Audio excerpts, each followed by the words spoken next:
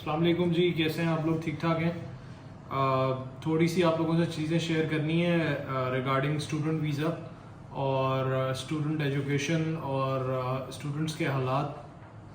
तो काफ़ी दिन हो गए स्टूडेंट पे कोई बात नहीं की या स्टूडेंट्स के मुतालिक कोई बात नहीं की, तो इस वजह से ये शेयर कर रहा हूँ अभी। जो भी स्टूडेंट्स हैं, चाहे वो बैचलर्स के हैं, चाहे वो डिप्लोमा के हैं, चाहे वो पीएचडी के हैं, चाहे वो मास्टर्स है, मास्टर्स इन रिसर्च है या फिर रेगुलर मास्टर्स है, तो हमारे पास मतलब we are partnered with almost 10-12 universities, जिसमें मिडिल क्लास यूनिवर्सिटीज़ से लेके और अच्छी से अच्छी यूनिवर्सिटीज़ भी अवेलेबल हैं। इट डिपेंड्स कि आप किस प्रोग्राम में इनरोल होना चाहते हैं और अगर आप मलेशिया में इंटरेस्टेड हैं, पढ़ना भी चाहते हैं या नहीं यहाँ पे।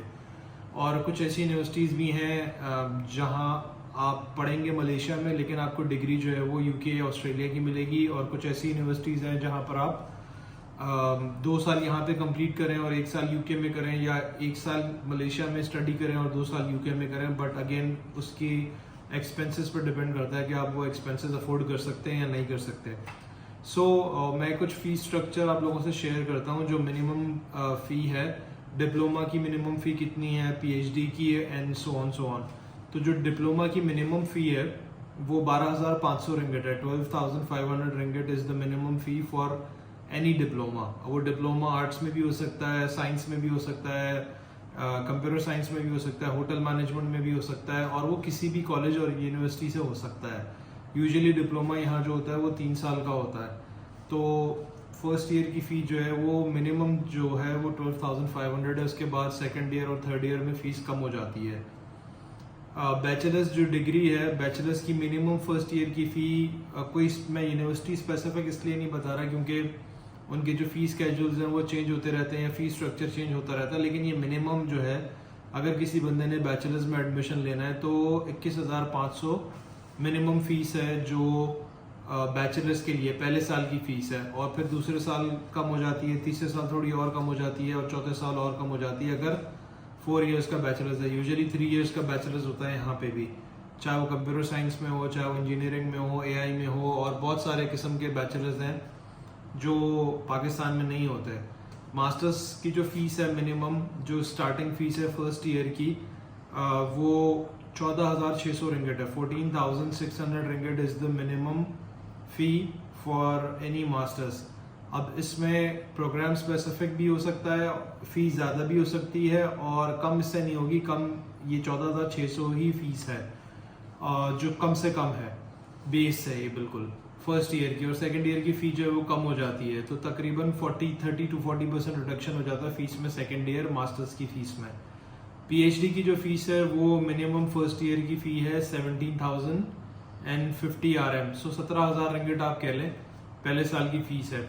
और मोस्टली जो भी मैंने फीसेस आपको बताई हैं इसमें फर्स्ट ईयर के सारे चार्जेस इंक्लूड है। फर्स्ट ईयर के चार्जेस में इंक्लूड होता है आपकी इंटरनेशनल स्टूडेंट फ़ी होती है, आप जो EMGS यहाँ का जो इदारा है EMGS की फ़ीस होती है, जो आपका वीज़ा प्रोसेसिंग वगैरह करते हैं उसकी फ़ीस होती है, कॉलेज की कोई फ़ीस होती है, एक आध किसी कॉलेज की होती है, किसी की नहीं होती है, और आपकी कोर्स फ़ी भी इसमें होती है। तो इसलिए पहले साल के पैसे थोड़े ज़्यादा होते हैं as compare to second year. Second year में फ़ीसेस कम हो जाती हैं। सो जो भी स्टूडेंट्स इंटरेस्टेड हैं किसी भी यूनिवर्सिटी के लिए, you can contact us. Mostly जो हमारे पास यूनिवर्सिटीज़ हैं वो कोलालमपुर की यूनिवर्सिटीज़ हैं या सेलेंगोर की यूनिवर्सिटीज़ हैं, which can be reachable like within 1 hour और 1.5 आवर। 10 मिनट से लेकर डिपेंड्स कि आप कहाँ पढ़ते हैं और कहाँ रहते हैं। और मेनली जो यूनिवर्सिटीज़ हैं वो कोलालमपुर में हैं, साइबरजाया में है, पुत्राजाया में है, और सनवे में है। सो जो भी यूनिवर्सिटीज़ में आप इंटरेस्टेड हो प्लीज़ लेट अस नो। आपके डॉक्यूमेंट्स आपके पास रेडी होने चाहिए। अगर आपने एंटर किया है तो उसकी मार्कशीट, सर्टिफिकेट्स होने चाहिए आपके पास। अगर आपने बैचलर्स किया है तो बैचलर की ट्रांसक्रिप्ट, डिग्री होनी चाहिए आपके पास, और बाकी तो बेसिक डॉक्यूमेंट्स होते हैं। और रिसर्च के लिए बताता चलूँ कि पीएचडी के लिए और मास्टर्स के लिए जो यूनिवर्सिटीज़ हैं वो पहले इंटरव्यू स्केड्यूल करती हैं। एक जनरल इंटरव्यू होता है पहले आपका, और उस जनरल इंटरव्यू के बाद उनका फाइनल डिसीजन होता है, फिर एक्सेप्टेंस लेटर मिलता है।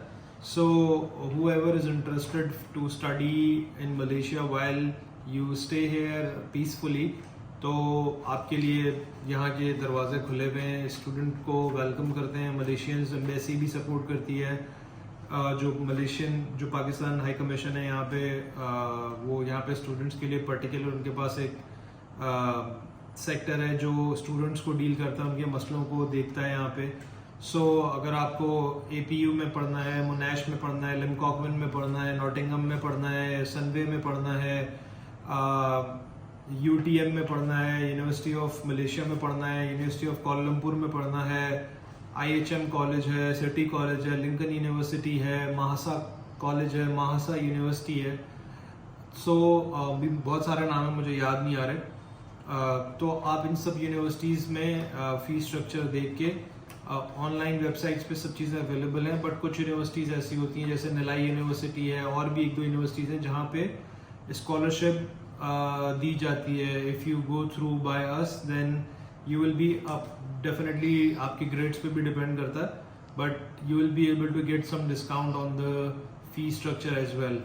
सो लिविंग एक्सपेंसेस यहाँ पे बहुत कम है, हॉस्टल भी मिल जाता है, बाहर रूम भी मिल जाता है, सिक्योरिटी का कोई इशू नहीं है। लड़की अगर पढ़ने अकेले आ रहे हैं या लड़का अकेला आ रहा है, so no problem at all, security का कोई प्रॉब्लम नहीं है।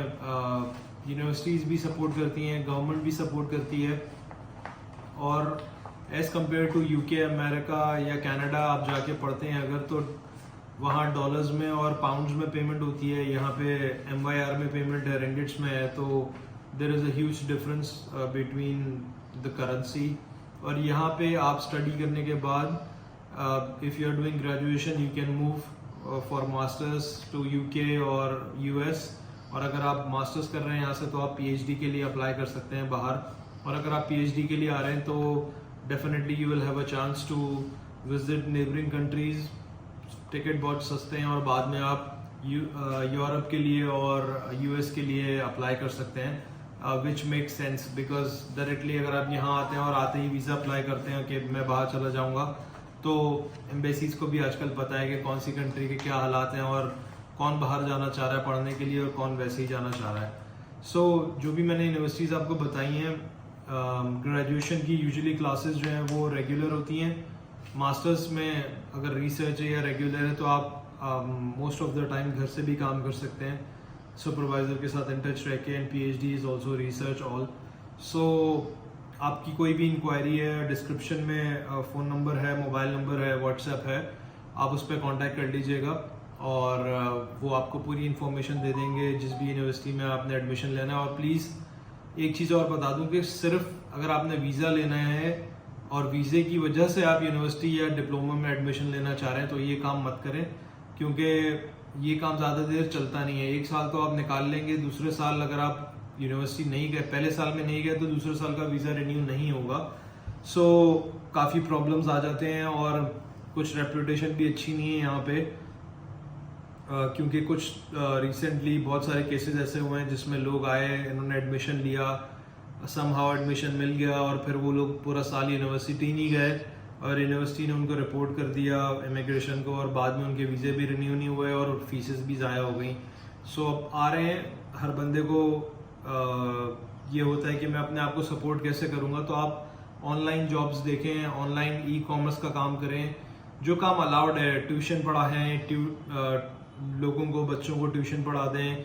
तो इस तरह के काम अवेलेबल है। किसी रिटेल शॉप्स पे जाके या किसी मॉल में जाके काम करना is not feasible for a student, allow नहीं है यहाँ पे। तो प्लीज़ इस तरह के काम करें जो आप घर बैठ के अपने लैपटॉप से, मोबाइल फ़ोन से कर सकते हैं।